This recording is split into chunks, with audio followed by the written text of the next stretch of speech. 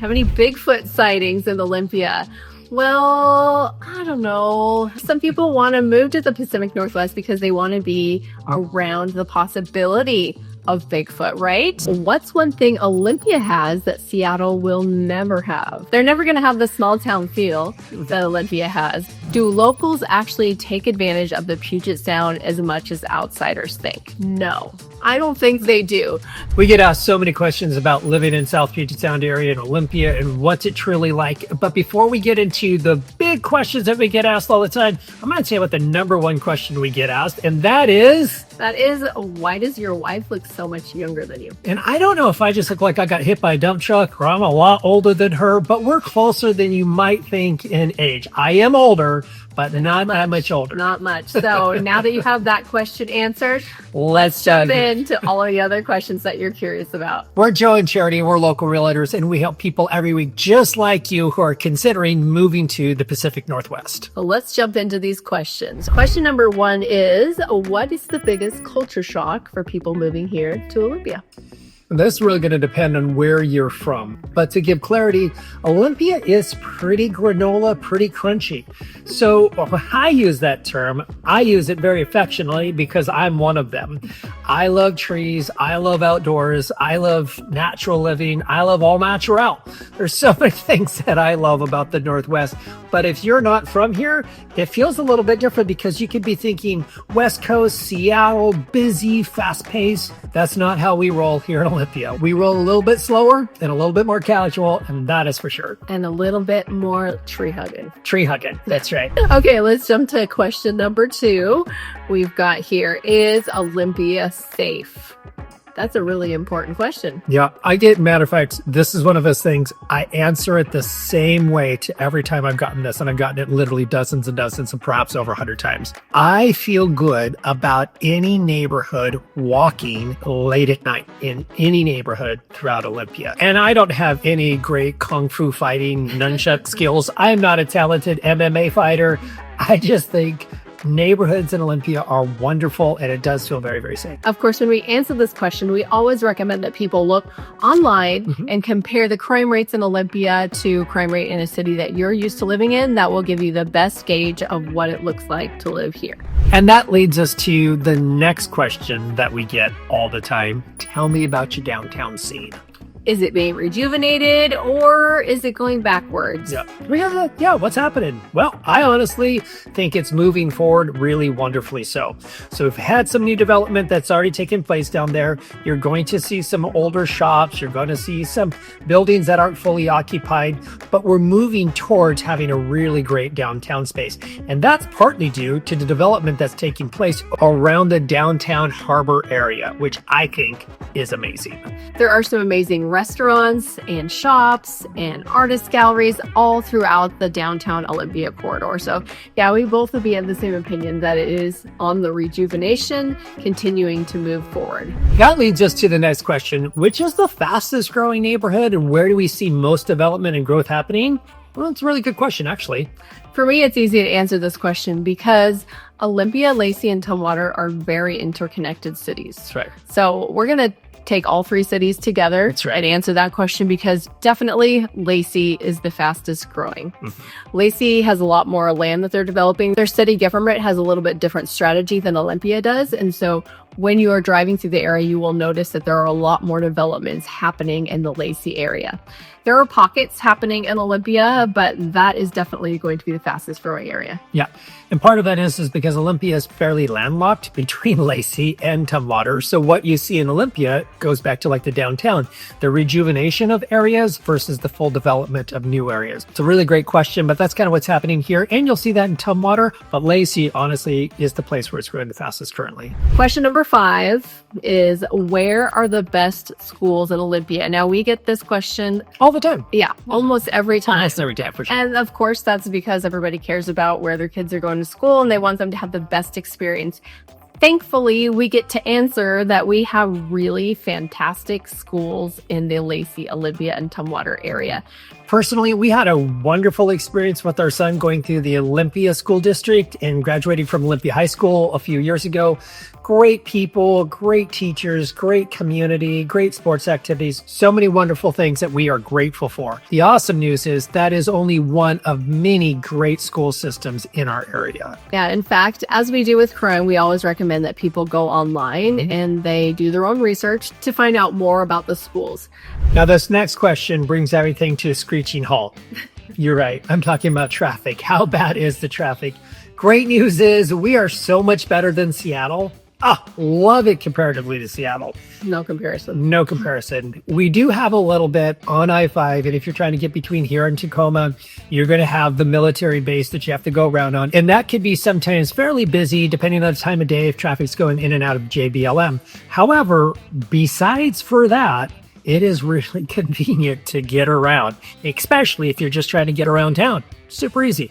Yeah, we have mainly I-5, and then we have the 101. So if you're going to West Olympia, you're going to get off of I-5 and go to 101. Sometimes there's a little bit of a backup heading off of that highway onto the other highway, but really there is nothing here unless there's an accident. Yes. That compares with the Seattle area or even the Tacoma area. So if you are tired of traffic, this is a good place to land. That's right. This next question, this is near and dear to my heart, but moreover to my stomach. What's the food scene here in the Olympia area? So coffee and pastries and bread and restaurants, we have great places. Not a lot of them, but we do have great places. So if you're comparing this to like a foodie place in Seattle or Portland or, San Francisco, whatever it might be, that has a plethora and hundreds of great restaurants, well, we have dozens and dozens of great restaurants, and partly because we're just smaller. It's not that you can't find it, you can, it's just not going to be as many of them. So you might be like us, where we have, a dozen places that we like to continually go back to, but we always try out the new place too. And there's some new ones coming in that are great. Yes, for sure. But I do think we have a proportionately high number of bakeries here, which we love because, as you could tell, as Joe introduced this question, he talked about bakeries and bread and pastries. That's just on the top of his mind. We have a great number of them here. And so if you are into pastries and coffee. This next question, I think, is a good one. People love pets. You probably have a pet that you love. And we want you to know your pet is welcome here. We can't have all of your pets in our house because that would stress me out. But in the area, the answer is yes. Very pet-friendly community. Very pet-friendly. In fact, you will be walking down the street and see that a neighbor has just put out a bowl of water so that your dog can have a drink as they're walking by. There are a lot of restaurants downtown that have that as well. Off-leash dog parks and pet-friendly patios, and you will see probably half the people that walk by you will be walking with their pets. What's great about the Olympia culture is it is very much, we let you be as you are, open-handed. That is what's great about Olympia. It is very pet-friendly because we're just naturally inclusive of all ideas and perspectives. And there's another animal you need to be aware of that we get asked a lot about. And that is Bigfoot. How many Bigfoot sightings in Olympia? Well, I don't know. It's kind of an interesting question. If you want to know more, you can talk to me about my personal experiences with Bigfoot. Yes. And like I said, those are personal experiences with Bigfoot. I have not had those. I'm not denying nor validating that Bigfoot exists. But if it does to you, we respect that. Well, some people want to move to the Pacific Northwest because they want to be around the possibility of Bigfoot, right? I don't know. I think you'll just have to ask me that question down in the comments and see if I have a little bit more to say. Now, getting out of the potential of Bigfoot experience, let's talk about some real realities, and that is property taxes. Is it more expensive here than in other places in the state for property tax? Well, I would say to that, it's going to depend a little bit on school districts because every school district does have levies and certain ones are higher than lower. Seattle, by nature, has a propensity to be more expensive on taxes than we are here. However, I'm sure you could find lower tax regions throughout Washington state, just to be aware. Yeah, but because we do have fantastic schools, as Joe said, it comes with levies that get passed. and that increases your taxes. It would be helpful, I'm sure, for you to be able to compare what you're currently paying with what our taxes are here. And if you have a more specific question on that, feel free to leave a comment and we can give you some more information on what some sample properties taxes are in the region. Another question we get asked all the time has to do with affordability of what could you get for, say, $500,000-$600,000 in Olympia compared to other parts of the state or the country.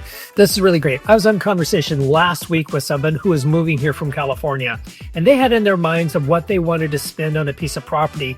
And for them, it was thinking middle of the road. And the budget they had in their mind was very interesting to me because they were trying to explain to me that they had a very small budget and wouldn't go very far, and that they were concerned that they just weren't going to get all the things they were looking for. And then they told me what their number was, and I'm like, that's luxury here.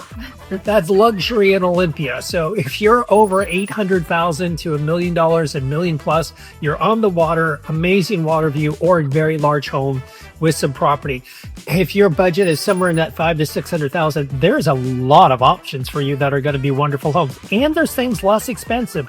In that $500,000 to $600,000 price range, it's going to be the average home. So 3 to 4 bedrooms, 2,000 square feet or larger, either an older house with a larger lot or a newer house with a smaller lot. But there is a lot to be had in that $500,000 to $600,000 price range. But I love what Sharon just talked about is it does answer another question because it goes hand in hand. You're talking about that $500,000 or $600,000 home. The surrounding community is very outdoorsy.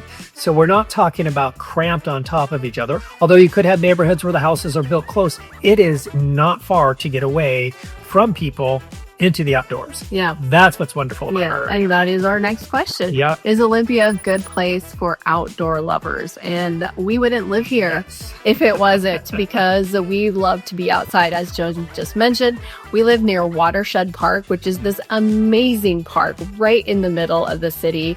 And you just get into it and you are deep in the forest. It's gorgeous, huge trees and a creek that runs through it. It is just an amazing opportunity to just step out your back door and be in the forest. And that's just one place. Yeah, and you can go downtown and you have the harbor, you got all the waterfront that there, and there are wonderful little hikes down to the water that are kind of exclusive neighborhoods. Some neighborhoods actually have beach access to their own little community beach. A lot of times we want to get outside and, we don't want to travel. So we're going to go to Watershed Park, we're going to go to Burfoot Park, or we're going to go to Squaxin Park. There's so many parks where you can be in the forest or you can be on the beach. It is more accessible here than any other area that we have lived in Washington, which is why we love it. But then if you do want to go for a drive, you've got Mount Rainier, you have the Olympic Peninsula, you have the Cascades, you have little mountain that blew up a few years ago called Mount St. Helens. You have so many places just to go. And if you want to be lost in the woods, lost in the sense that you know how to get back, but no one else is going to find you unless they set a search party, you can definitely do that for sure. Yeah, it's the best. It is absolutely the best here. The next question, which I think is interesting, what's the best thing about Olympia that no one talks about? Well, it's a good question. I think maybe we'll have different opinions. I think the best thing about Olympia that I wouldn't say nobody talks about, but that we want to talk about all the time is the access to the water. Mm-hmm. Like I said, we've lived all up and down Washington, from Bellingham, to Seattle, to Tacoma, to Everett. And all of these cities are actually also on the water, but none of them have the inlets that Olympia does. They'll look at a map and we call them fingers. Yep. They are just inlets of water. And so you have so much water access. You don't have to just go to one beach where everybody goes to. It's just gorgeous and you're surrounded by it all the time. I would answer that in a couple ways. I really do like the laid back granola feel that we have here. I'm very earthy. I love the outdoors. I love nature. To me, that's just one of the best parts of living in the Northwest. And I like to have that accessible and not be pretentious about it. Okay, question number 14. How extreme is the darkness here in the winter? We get this one asked all the time, and it is real, and it's worth being asked. It does feel dark in December. Unequivocally, it feels dark in December and January. The shortest days of the year feel short. That is 100%. Because they are. They are. Doesn't get light till 8:30 and it's dark 4:30. at 4:30. Yeah. It's dark. It is. Now, the great news is that only lasts for about 2 months. And it's, on one side of the winter solstice to the other side of the winter solstice. And it does feel like it's not a long time. And then when the days get longer, you get more excited. So be aware if you're deciding to move here. It is a real thing. There are ways that we caveat and get around it. You can go down to Vegas for the weekend and enjoy some sunshine, or further south. You can get a happy lamp because seasonal affective disorders, that is real. And so some people do get a happy lamp to help them have extra light. So there's ways to get around it, but just know that you're probably going to be going to work in the dark and coming home in the dark. All right, question number 15. Do locals actually take advantage of the Puget Sound as much as outsiders think? I would say no. I don't think they do, because anytime you go somewhere, you're like a tourist, right? You're going to do all the things. Like if you go to Seattle, you're going to go to Pike Place Market. You're going to go to the gum wall, even though it seems disgusting. You're going to go down on the water. You're going to do all the touristy things that people think about. But when you live somewhere, a lot of times you don't even do that. So I think people here don't realize how amazing a gift they have by having the Puget Sound right here. And in fact, I myself would like to get out and kayak in it more often, but we don't because we get busy. So that's my answer. What do you think? I disagree. How surprising. I actually would say it's a little bit of becoming numb to your environment. I don't want to say we take it for granted, but it's your backdrop to your movie scene of the life that you're living, and it's the perfect backdrop to live in. So I think we secondarily enjoy it without actually getting into the water. Huh? So to speak. That sounds like you agreed with me almost. We have agreed at elements. Now, a little jumping off into the water, if you will. Bad pun, terrible. The question that we get is it worth spending the extra money for a waterfront or water view home? That really is going to boil down to your perspective and how important it is to you. There are so many water view properties. There's so much access to the water, like Charity is mentioning. Not just Puget Sound. There's lakes in the surrounding areas. There's rivers in the surrounding area. Lots of options if you love to be around water. How much do you love to be around water? That's going to depend on how much you want to pay for that property, because it is more expensive. Currently, we do not live on the water personally. I love to be around the water. Every time we see a waterfront property, we look at it and think, how could me that work? So yeah, it really is going to depend on your value of seeing the water all the time. And some people that we work with, that is the primary to them. And we have found some amazing water views, like stretching from here to here. Everywhere you look is beautiful water. And some people, it doesn't really matter. They'd rather be in the trees. But if you want water, the good news is this is the least expensive area for having a water view or having a waterfront property. If you were to get the same house up in Seattle, you'd be paying 3 times as much. Absolutely. And in Tacoma, you would be paying twice as much or 1.5 times as much. So it's definitely worth it here if you want to live on the water. Yeah, that is for sure. And the great thing is, it's so easily accessible. You don't have to live on the water to enjoy Puget Sound and the surrounding community of lakes and views and mountains. You don't have to.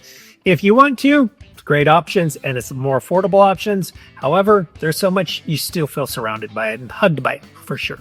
All right, our next question is the one that is usually very top. Very most answered question. How much rain do you really get, and does it really affect your life as much as it could seem? Yeah. And the answer is we do get 50 inches of rain here a year. The great thing is it doesn't come all at once. It's not a 3-day event that happens that floods everyone out. It's over the course of 6 or 7 months. It's actually over the course of 12 months that we get that much. And so even in the rainy season, it's intermittent. It'll be overcast and drizzly in the morning, and then overcast in the afternoon and drizzly at night and following. It's that type of cadence. And then there's some sun breaks that'll happen a couple times throughout the week. It's not like this dark, doomy place that you live that's a constant downpour. It is, though, something that we have those weeks in the winter. They're just not every week. The question that is usually lurking in the back of their mind about rain is, does it affect flooding? Do I need flood insurance? Do I have to worry about those things? And like we said about the rain, we really don't get it that way. We don't have a lot of flooding unless you live on a creek or a river that has a propensity to flood. Otherwise, that's not really how the rain comes in our area. So if that's something from like Texas or down south where they get these flash floods, that's not how it rains here. Matter of fact, most areas, unless you're on the water, don't require extra flood insurance at all because of its location. Most of it is hilly and you're just above any type of flood potential. Yeah, that's definitely true. That's a concern for a lot of people, but thankfully, don't have to worry about that. Don't worry about it. Let's take you to the next question, which is, can you really work in Seattle and live in Olympia? Great question. Well, that type of scenario, living in Olympia and working with Seattle, usually works best for those that only have to be in the office a couple of days a week. If you need to be in the office 5 days a week, 6 days a week, whatever it might be, and you happen to be during heavy commute times, that's going to be a bugger you're going to have to endure. You're going to have to get up earlier and your days are definitely going to be longer. Now, if you only have to go up a couple days a week, that's really not that big of a deal. We have friends that live here and that work in Seattle and they commute up 3 times a week, and it's not a big deal. Matter of fact, they've been doing it for over 20 years. It hasn't bothered them at all. However, if you have a remote job, you just got the best of both worlds. That is because you get Seattle's wages in our area and your money goes further, so you're way ahead. It just depends on the requirements of your work situation. Yeah, exactly. And there are some options for public transportation. We know some people who work in Seattle. They actually go to Lakewood and jump on a bus there that takes them right to downtown. You can also get on the train from Lakewood to Seattle. So there are a couple of public transportation options if you don't want to drive there yourself every time you have to get into the city. Speaking of Seattle, that leads us to our next question, which is, what's one thing Olympia has that Seattle will never have? Sheer awesomeness. Us living there. You living there. You live here, I'll never have you. That's right. Real much better than they are. Let's just be honest. We're awesome and Seattle is just its own thing, but we're awesome. But besides our awesomeness, they're never going to have the small town feel that Olympia has. Like this, I feel like Olympia is a city that Olympia, Lacey, Tumwater is an area that you can just wrap your arms around. Like you can feel at home, you can feel like you can be in all the areas, you can feel like you can get to know all the areas, and you can get a sense of community, which I don't think you can get in the city as big as Seattle. We've lived in Seattle before, and it was during the time when we were young and hip and getting out there. I don't know if we're ever hip. We found it very difficult to make a lot of inroads in Seattle, and so in Olympia, that has not been the case. Wonderful people, like Charity's mentioning, a community that you get your arms around, and it still has that charm, and I don't think it's ever going to fully go away, and I'm okay with that. I don't want to be Seattle. I want us to be the Olympia that we are. I agree. We love it here. Having lived at all the places that we previously mentioned, this is the place that we just feel most at home at. The next question is great because I think it's what Puget Sound gets known for is orcas. Now, here's the crazy thing. People do kayak around the orcas. They're protected species, so you want to be careful of that. Also, they're 20 foot long at times, so when you're in your little boat, having a little big guy swim up next to you, you might want to concern yourself. But that looks really great on TikTok. Bless your heart when people do it. I actually saw some TikTok of a guy swimming with orcas swimming around him. I was thinking he looked a lot like lunch to them. He did. They did it. He lives, so bless his heart. You do see orcas, not all the time, but they are out around. Definitely don't swim with them, kayak around them, but give them their space. They're a beautiful large animal, as I'm sure you're already aware.